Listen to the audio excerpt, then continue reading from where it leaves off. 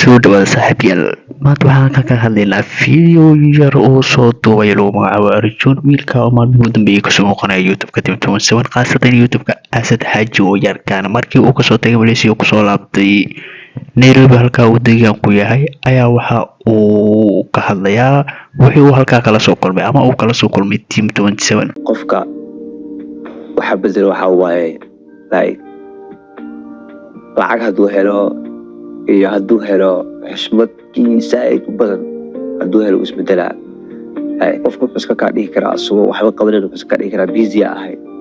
kibir hadalka Arjun waxa uu muujinayaa in uu halkaa soo dhaweyn aan fiicnaan uu kala soo kulmay dadka halka joogan ay yihiin kuwa xoogaa si yara qofka u buusayo ama respectiga uu aad u weyn yahay oo ixtiraam daradooda ay saaid tahay sida uu asiga ka dhawaajinayo ama sida uu asiga hadalkiisa ku sarbeebayo muhiimad ugu horeysa Malaysia aad waxay saaxiibkii u tago oo meeshaas aad ugu soo dhaweeyay xaafid inta ka salaamaya marka ani saaxiibkii igu yaani ilaahay rasuulku waa igu dhiirigeliyay Malaysia tago soo wareega soo baashaalo wuxuu dhahay meeshaas inuu habeenkii waa iska wareega waqtigaas ka qaataa qalab soo fiiri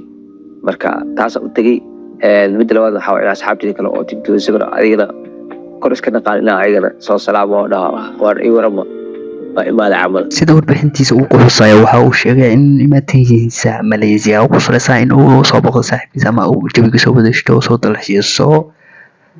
warmaantina waxa uu xusayaa in halka marka uu tagay kadibna tiimkii kale halkan joogo shaashada uu ka daawa jiray kadibna uu yiraahdo bal nimanyahow waa joogay iga warhaya oo wax ila dhaqaajiyo camal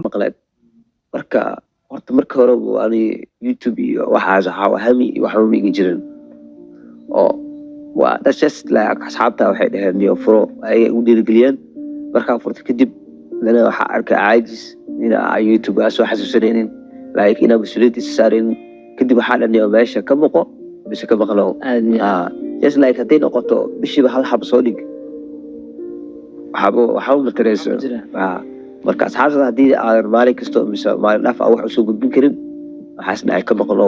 waayo waa lagu siinaa markaas hadaa bishiiba hal mar soo boodid ninkan dhalinyarada markaan fiirino hadalkiisa waxaan ka dareemi karnaa in safarkiisu ku saleysnaa in halka collaboration fiican uu kasoo helo oo malaha YouTube-kiisa halka dhaqaaq fiican uu kala soo kulmo laakiin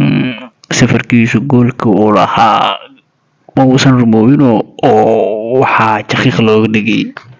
qorshihiisii markaa uu dhistay idad waxaa jiro hadii la waxa iskugu aado cirkaas isgeena oo dhahaya waa level kala jooga oo qofka isku soo dhisay marka dadka dabeecadda waasas kale ay kan waxa ahay hadii hataa agaarbeesh u dambeeyso qof u gaarayo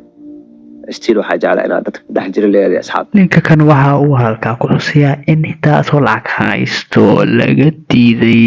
in collaboration la sameeyo asigoo waliba qarashkiisa wax walba transportation dhan walba oo adiga qarash ku gali karo uu galo bal adigu maxay leedahay